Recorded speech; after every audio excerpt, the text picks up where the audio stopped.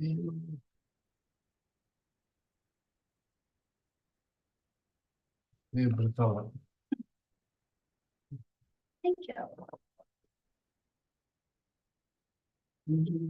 One minute on both sides. Okay, we are streaming live. So Tracy, welcome everyone to the April 3rd Environmental Committee meeting. We are here today to hear from Blue Point Wind, and we welcome Eric Henry for a presentation. Hi, Eric. Hi, good evening. Okay, if you'd like to go ahead, we'll might as well jump right into it. Sure. Once again, I want to say thank you for having us here this evening. I'm joined also from the Blue Point team, my colleague Catherine Garudo. She is a vital part of our technical division, and she's on hand to help answer any questions that you might have throughout the course of the presentation. Good to see you all and appreciate you having us this evening. Welcome. So we have a slide deck presentation. It's a relatively short presentation. I really wanted to use this as an opportunity for you to get to know us, who we are, who Blue Point Wind is, and ask us any questions that you might have in regards to the kind of the scope of our project as it currently stands. I'll start sharing my screen.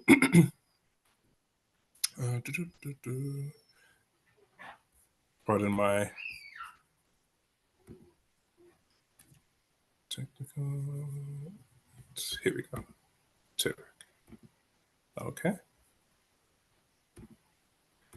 Can you see what I see on my screen?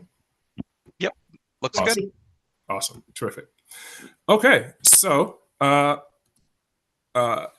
agenda for us would be pretty kind of straightforward. Again, we want to use this as an opportunity for us to get to know you and you to get to know us. Us to talk through a little bit about what we're kind of thinking or contemplating if we were to have a presence in Brooklyn, especially in particular within your neighborhoods. But yeah, also again, just for you to have this opportunity to ask any questions that you might have. So a little bit about us, who Blue Point Wind is. So Blue Point Wind is a offshore wind developer. We are a subsidiary. Eric, I'm not sure. I'm going to interrupt you real quick. I'm not sure that the slide is live for you. It's still just kind of on the opening, not the presentation view. Okay. Hold on. Slide. How is that? That's weird. Yeah, it's not. I don't know. You might need to stop share and then start the share again with the PowerPoint application selected. Okay. Usually, it's usually how it goes. Okay. Sorry, forgive my technical ignorance. While Eric does that, I just wanted to introduce myself as well. I was having some technical difficulties before, but I'm also from Blue Point Wind. Lisa Wood, Manager of External Affairs and Community Engagement. Oh, welcome. How is this? Are you able to see what I see? No. Nope, nothing shared yet. We're looking at you, Eric. Okay, so let's try it one more time. Okay. Let's see.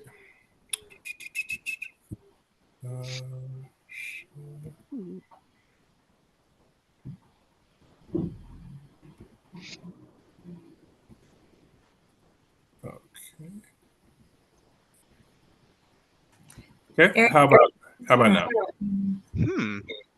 No? It's not doing the slide. It's like staying on the PowerPoint deck. Okay. Maybe go to view, the full, to outline view, or. That's weird. That's very weird. I mean. Huh. Okay. Sometimes PowerPoint is very, very weird. Yeah. It sometimes, especially when you start a slide deck, it can sometimes like go off on its own. Oh, that's so strange. We finally got Teams figured out, and now we're right. Okay.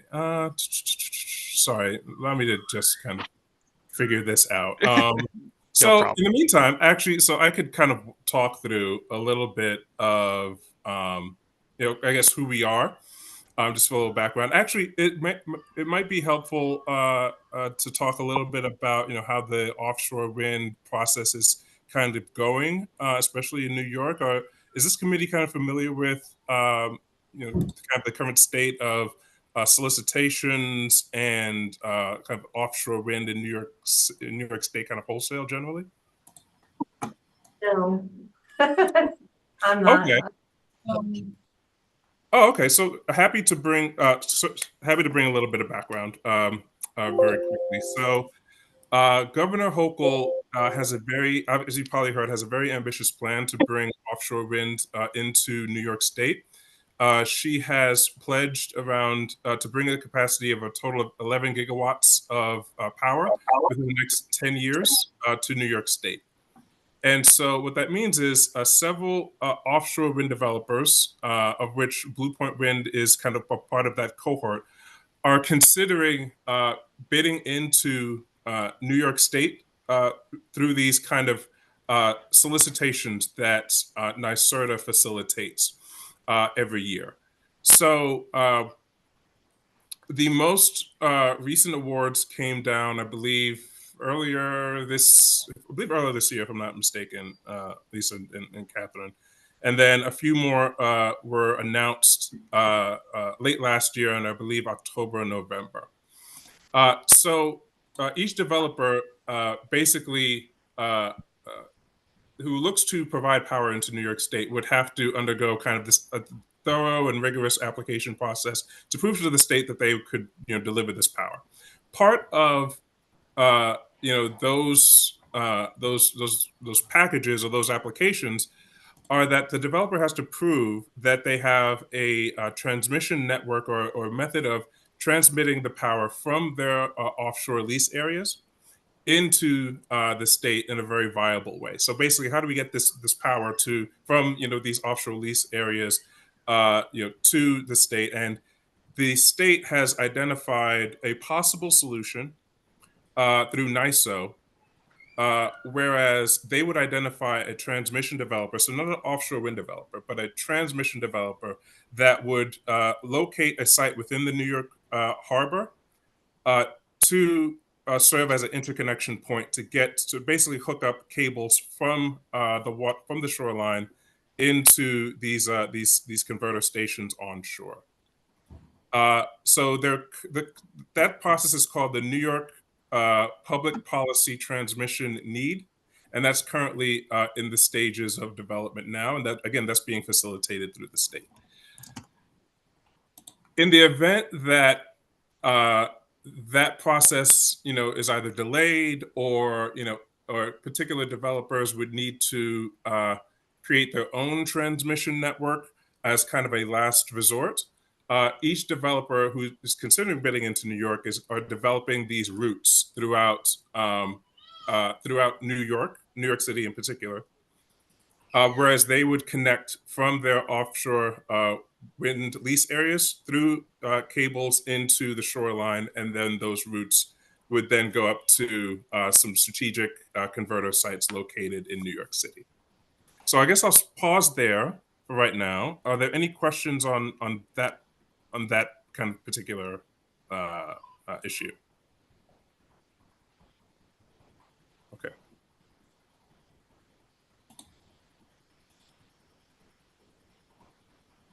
I will, let's see. Can you see this screen that I am currently showing you right now? Yes. Okay, terrific. Okay, so I will work from this, and forgive my, again, my technical ignorance here. I'll try to zoom in, but I think this should be a good view for what we currently need. So, okay. So again, Blue Point Wind is a subsidiary of Ocean Winds North America. Ocean Winds North America is currently headquartered in Boston. We're a 50-50 venture between Ocean Winds North America and Global Infrastructure Partners. Basically, Ocean Winds North America provides the technical expertise, and Global Infrastructure Partners provides the financing. We are one of 3 projects of Ocean Winds North America. Our sister project to the north, South Coast Wind, is 100% owned by Ocean Winds North America, and they actually just submitted a bid package into a tri-state solicitation happening in New England a couple of days ago, actually. So we're really excited about that and really eager to see how the results of that solicitation go. And then our other sister project on the West Coast is Golden State Wind, located in California. And that's a 50-50 venture between Ocean Winds and CPP Investments.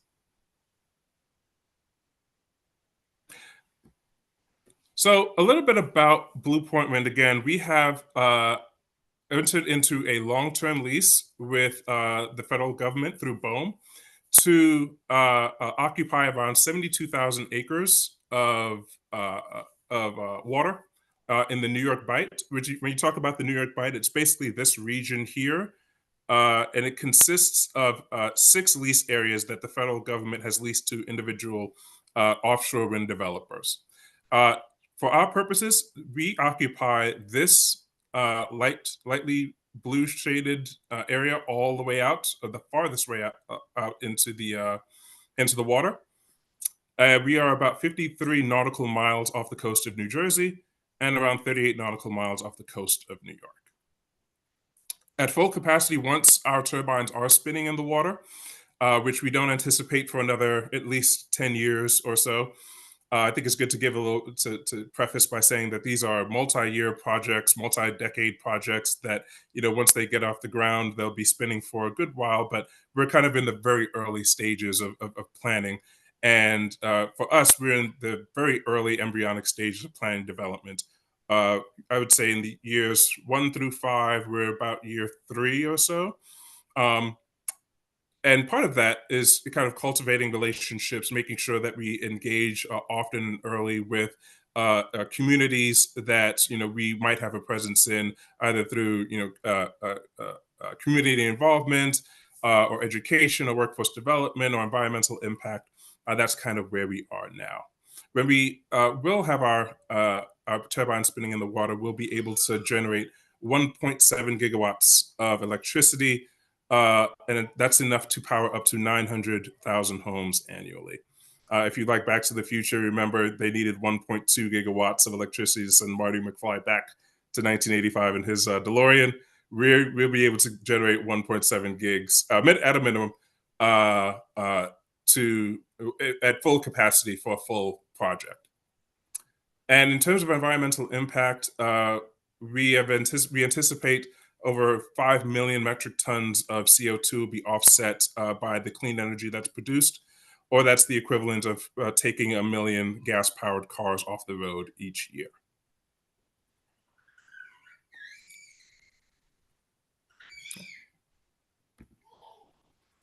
So, as I mentioned before, NYSO is currently working through the New York public policy transmission need process now. But again, as I mentioned, developers are taking a serious look at how, in the event that is delayed, that we might have to kind of fulfill this transmission need on our own volition. So we've identified a couple of sites in New York City, one being at Gravesend, Brooklyn, to serve as an interconnection point on the shoreline. And then the red or fuchsia lines that you see demarcated here basically represent our power cables that we would lay in the ground through the public rights of way in an effort to get to the Gowanus converter station located in Gowanus.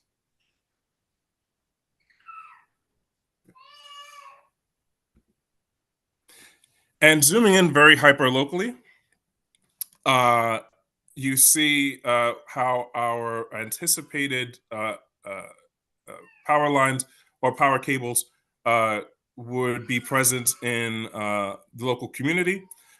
They would run, I believe that's 80 coming in at 86th from going east to west, and then I believe that might be that's 10th if I'm not mistaken, Catherine. I think that's 10th going south to north. Yep, 10th Ave. Okay, great.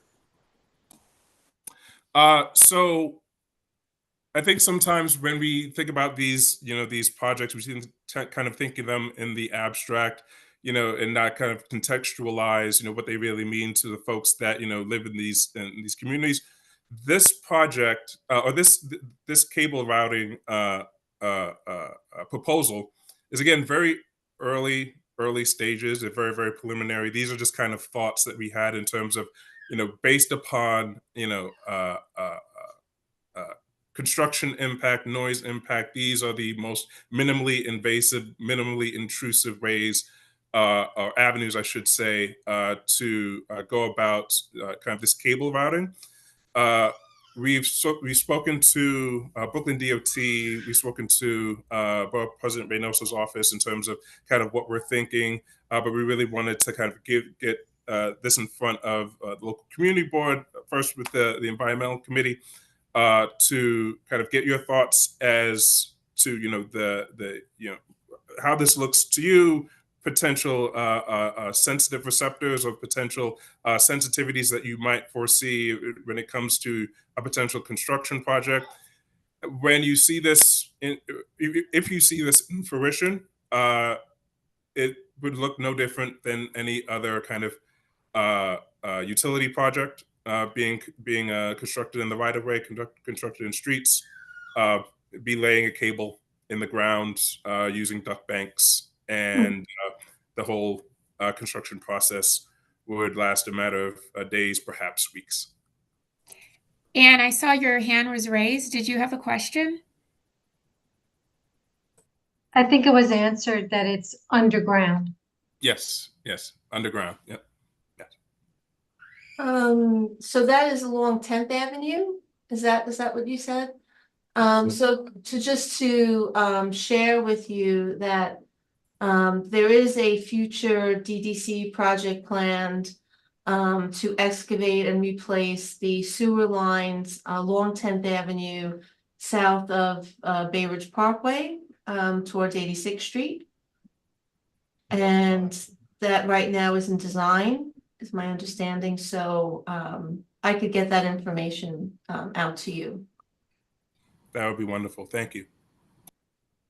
There's another question, Richard Day. Richard? Hi, yeah, I know you said you're doing this in the way that's like the least disruptive. I was just wondering if you had, I mean, I assume you have, but have you looked at laying the cables in the water instead of bringing them to land and just getting them up that way to North Brooklyn? Yes, we have. I think that's something that all developers looked at that they're considering. This type of routing. Yeah, there are some geophysical issues with routing in the water. I think that even New York State has kind of identified as being non-starters to kind of route around the coastline, right, and then going somewhere that's a little farther north. Yeah, we've considered that, and yeah, it's something that I think even the state has seen as not being totally feasible. And I can chime in a little bit there as well. Just part of the concern is routing through the Verrazano Narrows up there, and there are already a couple of projects, offshore wind projects, that have routes planned in that area. So part of it is just the general congestion. There's only so many electrical cables that you can run in that small area. So to Eric's point, NYSERDA understands that concern, and then they also, on the other hand, see the challenge to have a bunch of offshore wind projects independently routing through an area as congested as Brooklyn. So that is part of their plan behind this PPTN process, is to consolidate that and kind of bring the plug-in location to us versus us having to route through Brooklyn. Got it. Thank you. Larry has- Don't forget, the inland waterway, the Army Corps of Engineers has authority, and there's certainly they've considered dredging the narrows anyhow to make it deeper for larger ships. I mean, it's sort of like almost running too much trouble. So keep it on the land as soon as you can do that. I was also questioning about how is the scale of this is 900,000 homes. That translates into what, maybe less than 2 million people, considering that and that I mean the scale. I mean, we're talking about a region. We have like 20 million people in the whole region. So I mean, are we talking about, is this energy going to go strictly to New York, or is it going to have to be divided between New York and New Jersey, or it's sort of going to be a bone of contention, but who gets the power? Has that been looked into, or how is it going to be distributed? Let's put it that way. So that's a great question. So the power would be heading into New York. It would be the distribution of that power would be handled by NISO, who acts as kind of the grid operator. And so Con Ed would have a hand in how it's distributed. But yeah, it would be going directly into New York for New York solicitations. And that's also kind of based on how many projects you have working in New York. Like, so again, Hochul has really kind of set this very ambitious goal for 11 gigawatts, which we anticipate hopefully that ticks up in the years to come. So you could have multiple, and in fact you do have multiple developers with proposals that would be able to provide a great deal of megawattage into the state to help add to the number of homes powered.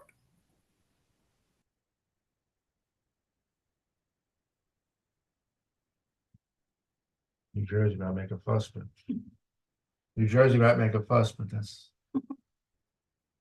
Well, so I think so New Jersey also is kind of going through the solicitation process. I think that there might be some friendly rivalry between the states to see who could kind of ramp up and emerge as the leader in offshore wind. But yeah, they've set a goal as well. I believe theirs might be 8, if I'm not mistaken, 8. 8 gigawatts. It's also going to be I believe it's 11 by 2035, Eric, for New Jersey. 11 by 2035. There you go. And like 7 by 2030. Okay, gotcha. Thanks, Lisa.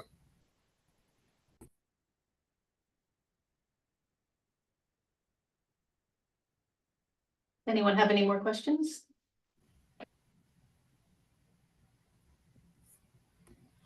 So, yeah, this is kind of definitely what we wanted to hear. The questions around, obviously, what the alternatives that the kind of the community envisions as might be possible. Those flags around construction projects or DDC planned kind of infrastructure projects. Those are things that we want to know. Again, these are very, very preliminary plans. They are subject to change, but a large part of our work is engaging often and early with the neighborhoods that we might have this presence in. We won't know for a good amount of time, if we will be bidding into New York. But in the case that we do, we want to make sure that we have an open line of communication and dialogue with all of our partners. So we've had talks with the mayor's office. Again, we've talked to DOT. We want, obviously, community board is a vital part of the discussion. And for us, we would like to know how often you would like to hear from us. We have been really kind of thinking about how we bring a positive view of what offshore wind is into communities that might not kind of know what it is. And so if we could act as that resource and act as that facilitator, act as that navigator, we are more than welcome to do so. If you'd like us to present to the full community board at some point, that'd be great. Josephine was really great in helping us to connect with you all tonight. But yeah, let us know for us, what you see as good next steps for us to socialize who we are and what we perhaps envision to do with your community. Okay, two questions. Elizabeth and then Anne. Hi, thank you for the presentation. I just had a couple of questions. The first one is, in terms of laying the cables, are there health effects? Like if you're living near the cables? I'm wondering, I mean, if they're carrying a lot of energy, whether that might be an issue. And then the next question was, any effects on migratory birds? I know that's been like a big issue in New York City recently with light and so forth. So I was wondering about that. And the third one is, we have a lot of people in our community board, like district, who go to the beaches on the Rockaways. And there are a couple of beach clubs out there. I know I like to go there. And I'm wondering if you're able to see, if you would be able to see the wind turbines from the beach. I'm somewhat familiar with the Cape Wind thing that went on like many years ago, sort of like not willingly, but anyway, it sort of became aware of it. So I was I know there was a lot of controversy over that then. And I guess those are my three questions for you. So thank Sure. you. Thanks for your questions, Elizabeth. So we can definitely send along some information around, just the health effects and the effects of the migratory patterns of birds. Ultimately, the if you're talking about like EMF or things of that nature, it's no more than the toaster oven that you currently have in your kitchen. So the health effects are nil to none. In terms of birds, we could definitely get you some information around well, a recent case study that actually came out around offshore wind turbines and bird strikes, which the numbers look very, very good in terms of little to no detrimental impact on the bird population within this particular study. So we could definitely point you in the direction of that study. And then luckily, us as a developer, we thought very strategically around which lease area we targeted. We actually have the farthest lease area out in the New York Bight. I could bring it. Actually, I'll bring it back up for you all. Oh, there it is. So again, that light area all the way out there. We like to say that you'll never see us on the shoreline because we're that far out. Unless you're trout fishing in the Atlantic, you won't see our turbines spinning from New York or New Jersey just because of our positioning within the Bight.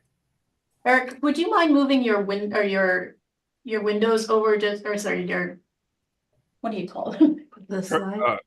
Yeah, we were unable to see the light blue part. Oh, sorry about that. Sure, let me try and. Yeah, okay, now we can. Oh, can you see it?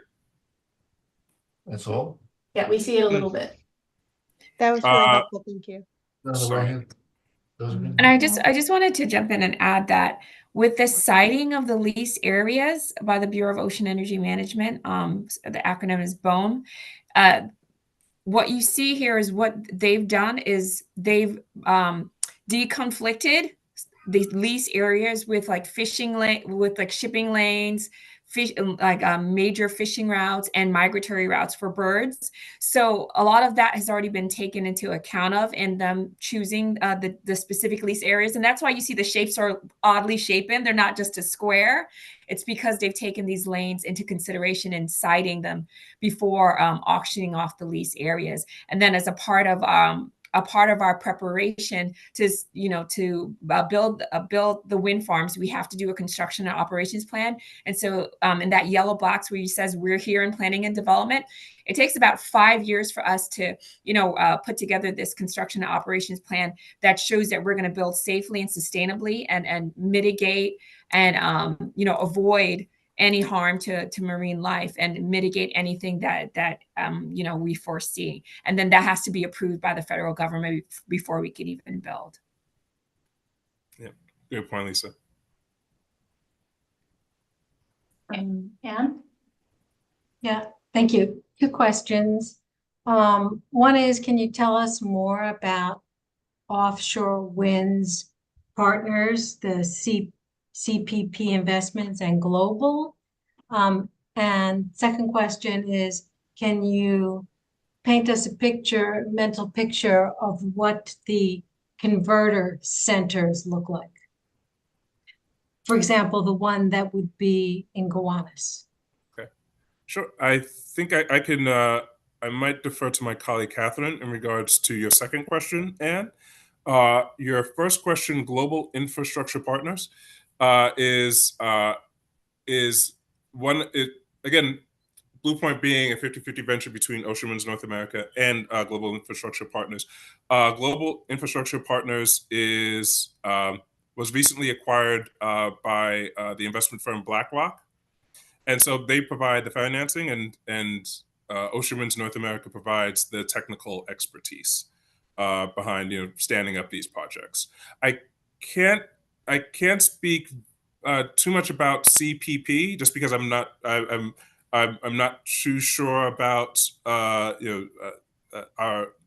that particular relationship in Golden State, but they do, akin to Global Infrastructure Partners, provides the financing arm where Ocean Winds North America for Golden State would provide the technical expertise as well.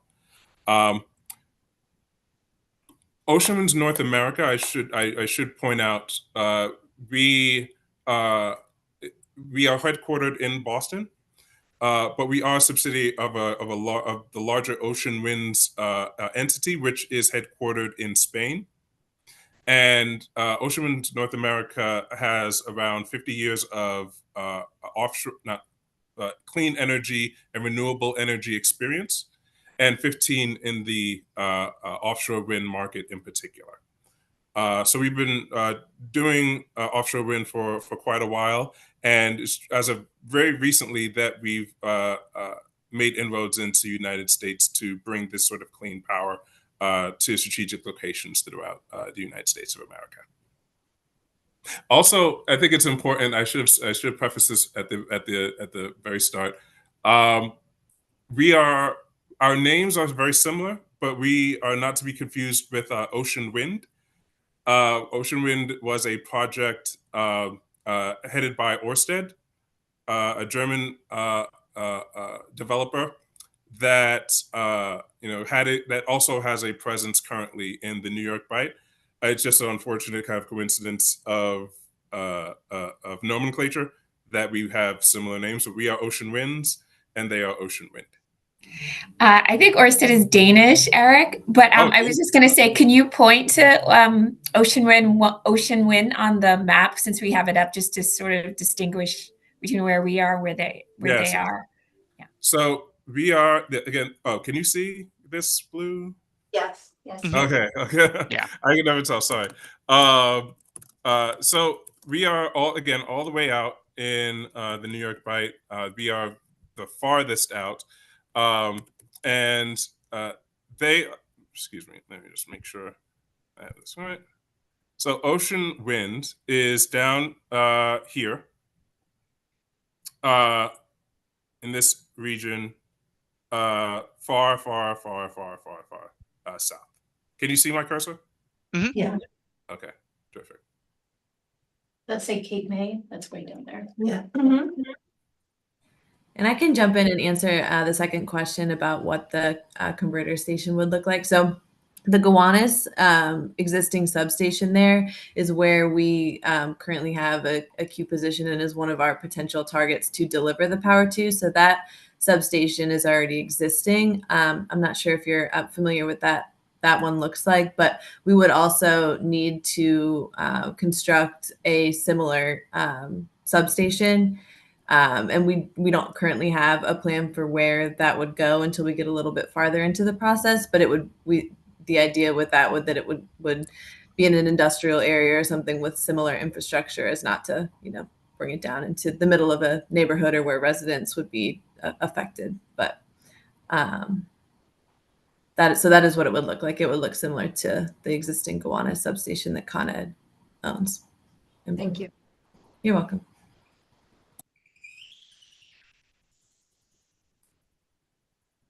Anyone have any more questions?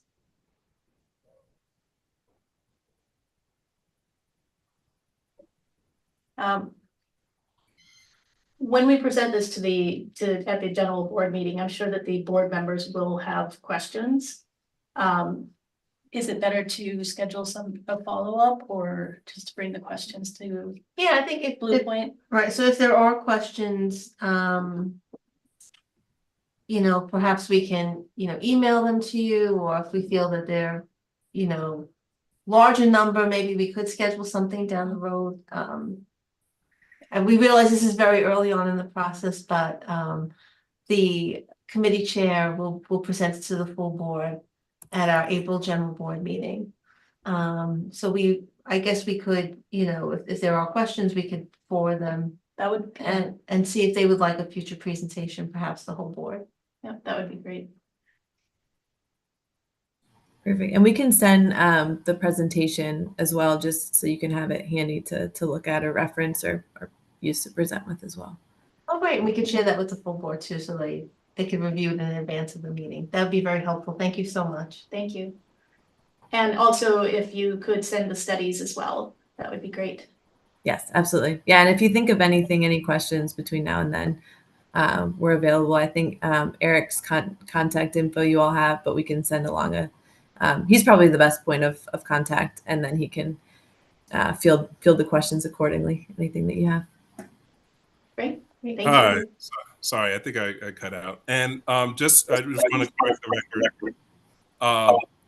I think I misspoke when I pointed to the Ocean Winds location. I could bring it back up, but it's actually the location farthest south in that particular area. I could bring it back up just so that you have a fair estimation of where we are again in relation to where that project is.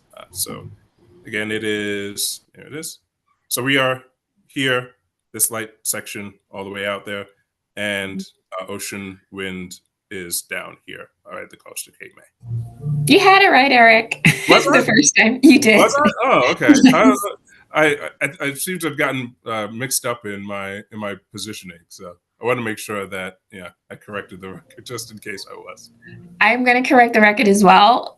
New York's gigawatt goal is 9 gigawatts, and New Jersey's is 11. So there is a little bit of a competition brewing between the two states. Is it likely to assume that farther lease area south would be a Jersey developer or developer that the power would go to Jersey? Based on like the proximity? So I think based upon just the positioning of all of these lease areas, I think the ones farther south might look at or have I should say have looked at New Jersey as as kind of more viable options for delivering wind power. Another reason that we want to kind of distinguish ourselves from Ocean Wind is that they unfortunately had to pull out of their project to deliver power to New Jersey. And so each one of these developers, I believe, or at least I should speak for Blue Point Wind. We are looking at possibilities for both New York and New Jersey, but obviously we are very, very serious about the possibilities for New York. And that's why what Eric mentioned about the PPTN is such an important piece to it. Because if the transmission piece is handled, and makes it just that much easier for a developer to build a project. And so New Jersey has they have a solution, a state agreement approach for a point of interconnect. And so that's a part of their process. And New York is now looking to do that as a part of their process. So it really, the infrastructure plays a big role. And where these projects decide to bid, and it's all just a matter of doing what makes the most sense for their project. And so fortunately, Blue Point Wind is so situated so well between both states. We are looking to see, what would make the most sense for our project. All right.